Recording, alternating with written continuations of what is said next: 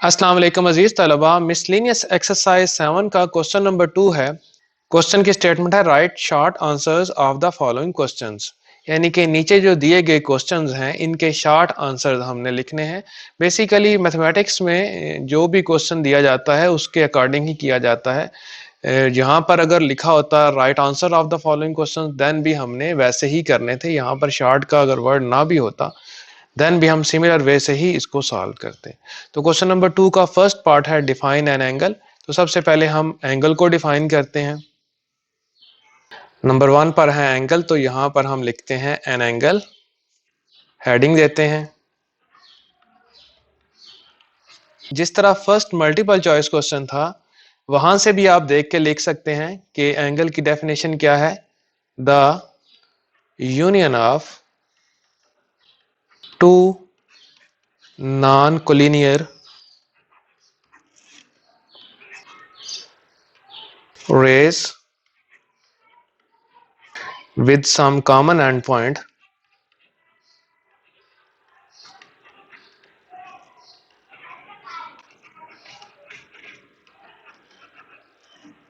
form an angle।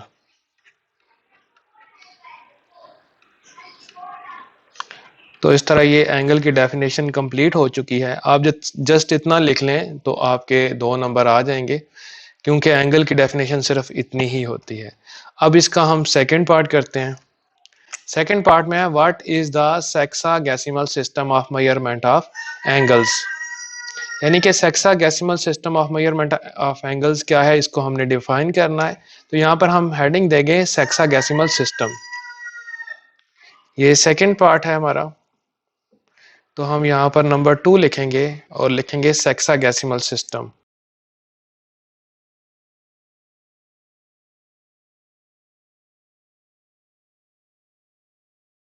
तो इसको इस तरह हम डिफाइन कर सकते हैं। The sexagesimal system of measurement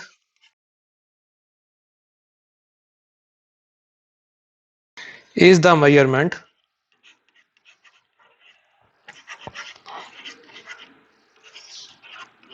of an angle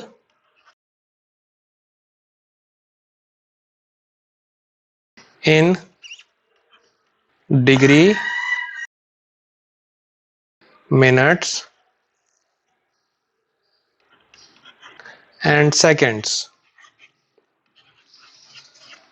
यानी कि अगर हम किसी एंगल को डिग्रीज, मिनट्स और सेकंड्स में मेजर करें तो ऐसे सिस्टम को हम सेक्सागेसिमल सिस्टम कहते हैं। इंपॉर्टेंट सिस्टम है ये। अब हम इसी क्वेश्चन का थर्ड पार्ट अटेम्प्ट करते हैं। थर्ड पार्ट में how many minutes are there in two right angles. तो अब हम थर्ड को अटेम्प्ट करते हैं। थर्ड पार्ट है,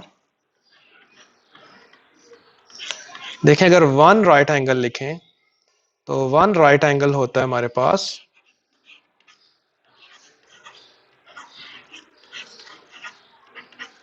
90 डिग्री। अगर हम टू राइट एंगल ले लें तो 2 से मल्टीप्लाई करेंगे राइट साइड को। टू राइट एंगल्स आ जाएंगे आपके पास 2 मल्टीप्लाइड बाय 90 डिग्री। तो ये कितना बन जाता है, ये 180 डिग्री बन जाता है। तो नंबर ऑफ मिनट्स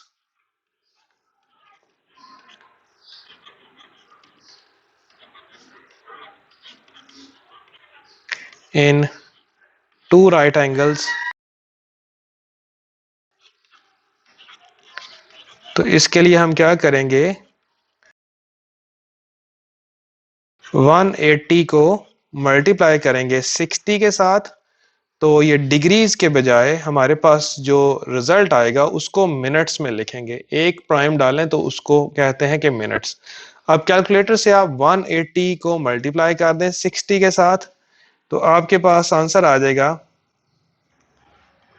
10,800 मिनट्स। तो इस तरह ये रिक्वायर्ड आंसर आ गया इस क्वेश्चन का। इस क्वेश्चन में हमसे पूछा गया था कि दो राइट एंगल्स में कितने मिनट्स होते हैं। तो अब हम इसका फोर्थ पार्ट अटेम्प्ट करते हैं। फोर्थ पार्ट में define radian measure of an angle. Radian measure of an angle क्या होता है, इसको आपने समझना है, ये समझने वाला क्वेश्चन है। फोर्थ पार्ट है ये। तो रेडियन यहां पर हम हेडिंग देंगे, it is an angle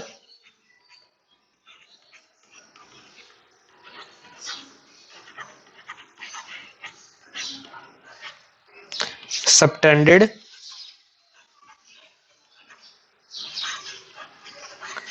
at the center of a circle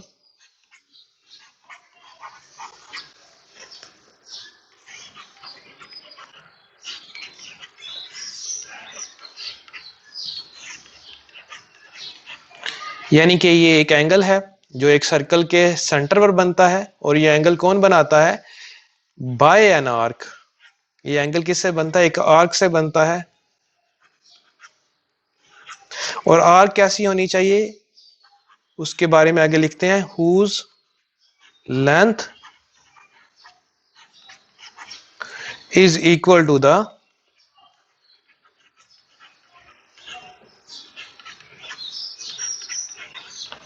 radius of the circle.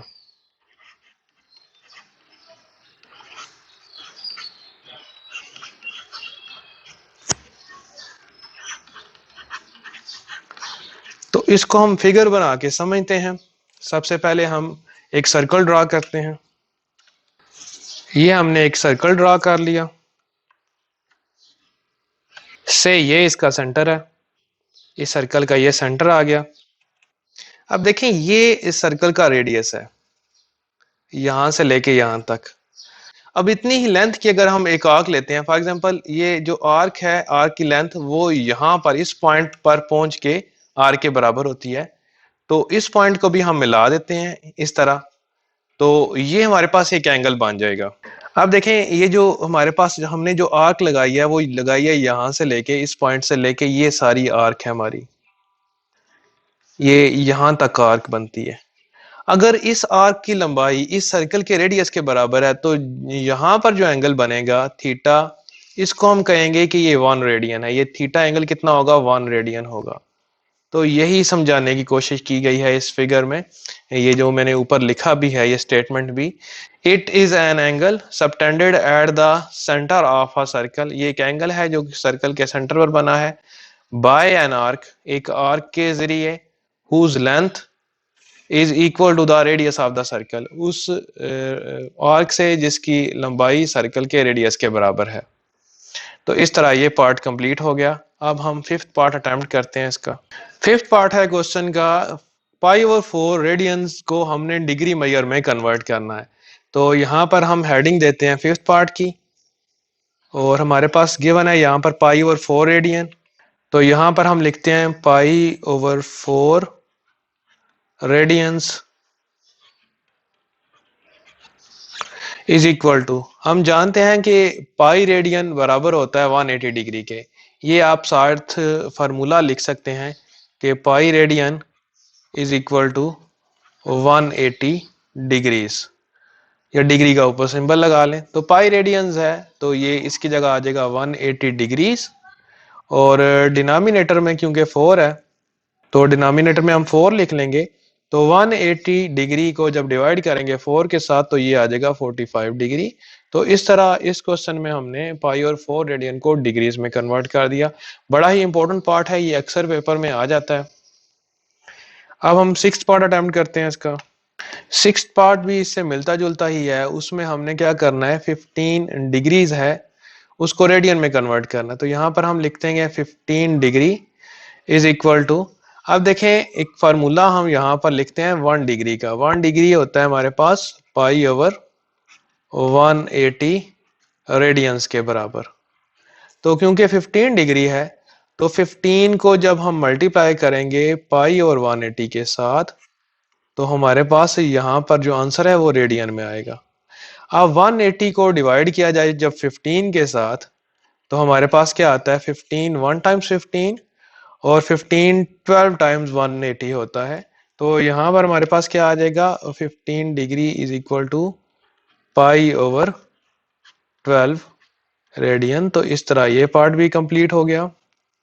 Question number 2 का 7th पार्ट है, what is radian measure of the central angle of an arc 50 metre long on the circle of radius 25 metre.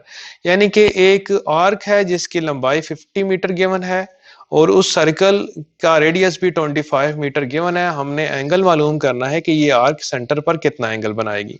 तो इस question को हम solve करते हैं।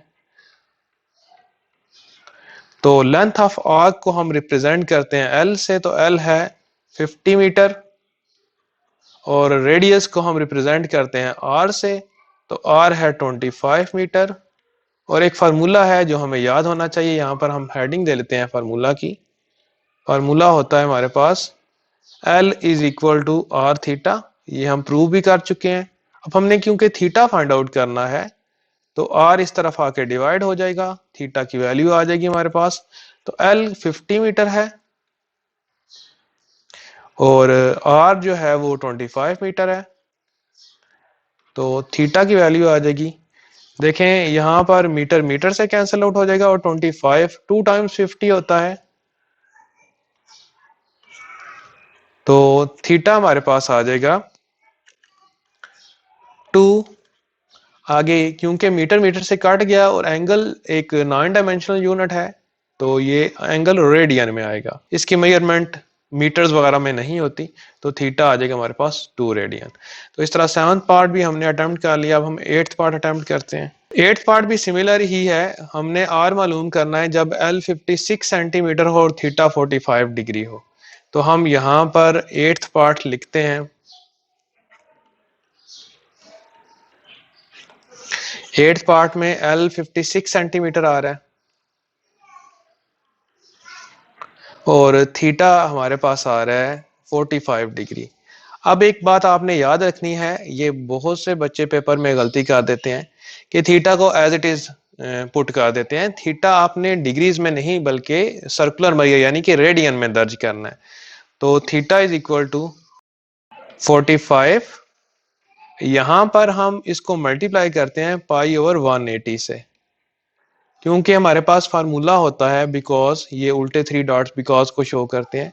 1 degree हमारे पास होता है पाई ओवर 180 रेडियन। तो यहां पर हमने क्या लिख लिया, 45 को जब पाई और 180 से मल्टीप्लाई कर लेंगे तो हमारे पास यूनिट रेडियन में आ जाएगा। अब 45 1 टाइम 45 होता है और 45 4 टाइम्स 4 होता है, तो हमारे पास थीटा की वैल्यू आ जाएगी पाई ओवर 4 रेडियन। अब हमने क्या मालूम करना था, हमने आर मालूम करना था। फार्मूला हमारे पास होता है L is equal to R theta. एक फार्मूला सिर्फ याद रख लें, बाकी इसी से आप बना सकते हैं। तो एल थीटा इधर आके divide is equal to R. L की वैल्यू कितनी है हमारे पास, गिवन है 56 और यूनिट क्या है, सेंटीमीटर है। और थीटा जो आ रहा है हमारे पास वो आ रहा है pi over 4 is equal to are.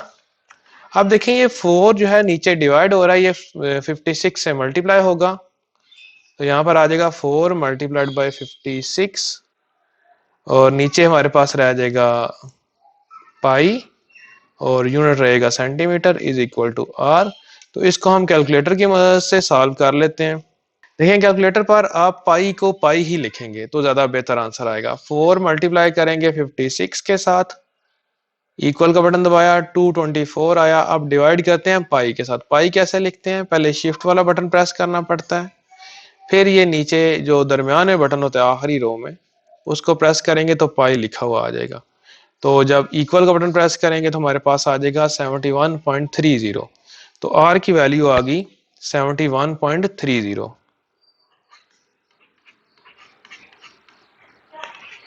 Centimetre. तो इस तरह हमने आर फाइंड आउट कर लिया। 9th पार्ट है, find tan theta when cos theta is equal to 9 over 41 and terminal side of the angle theta is in 4th quadrant. तो अब हम 9th पार्ट सॉल्व करने लगे, तो यहां पर हम लिखते हैं 9 और क्योंकि क्वाड्रेंट का जिक्र आया है तो हम दो वर्टिकल लाइंस ड्रॉ करते हैं। एक ये लाइन होगी और एक ये हम लाइन ड्रॉ कर लेते हैं। अब देखें, ये फर्स्ट क्वाड्रेंट होगा, ये सेकंड होगा, ये थर्ड होगा और ये फोर्थ होगा। क्योंकि फोर्थ क्वाड्रेंट का जिक्र है तो हम यहाँ पर लाइन ड्रॉ करते हैं ताकि फोर्थ क्वाड्रेंट बन जाए, और इस पॉइंट से हम परपेंडिकुलर ड्रॉ करते हैं एक्स एक्सिस के ऊपर। तो इस तरह हमारे पास फिगर बन जाएगी। अब देखें हमारे पास गिवन डाटा क्या है। देखिए cos थीटा लिखा हुआ है, यहाँ पर हम थीटा एंगल बनाते हैं एक्स एक्सिस के साथ हमेशा, ये थीटा है। और cos थीटा हमारे पास लिखा हुआ है 9/41, 9 डिवाइडेड बाय 41। और cos हमारे पास क्या होता है, बेस ओवर हाइपोटेनस कहते हैं इसको, या का एडजेसेंट साइड ओवर हाइपोटेनस। तो थीटा की एडजेसेंट साइड ये वाली है हमारे पास, ये 9 है थीटा के मुल्हिका साइड, और यहां पर 90 डिग्री एंगल बन रहा है इस पॉइंट के ऊपर, ये 90 डिग्री एंगल बन रहा है, इसके सामने होता है हाइपोटेनस। तो हाइपोटेनस हमारे पास यहां पर आ जाएगा। अब ये लेंथ मालूम करनी है, ये लेंथ कैसे आएगी, पाइथागोरस थ्योरम से 41 का स्केयर माइनस 9 का स्केयर और स्केयर रूट आएगा इसके ऊपर।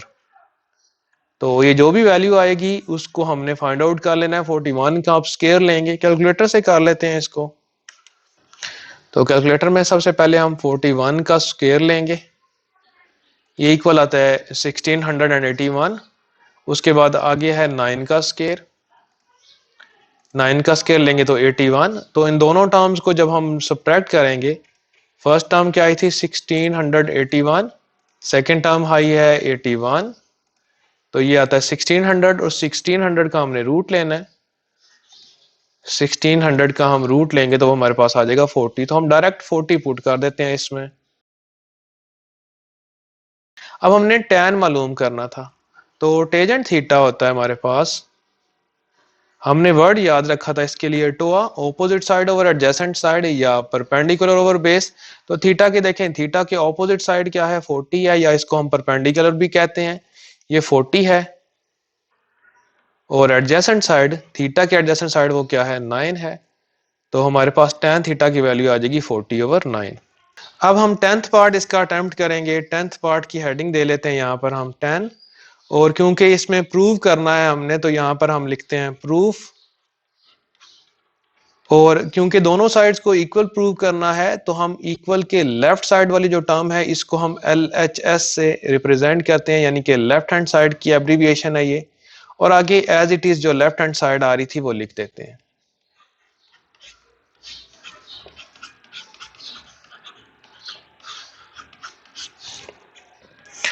अब देखें फर्स्ट ब्रैकेट हम ऐसे ही लिखेंगे क्योंकि इसमें साइन आ रहा है, मोस्टली जब साइन आ रहा होता है तो उसको हम डिस्टर्ब नहीं करते।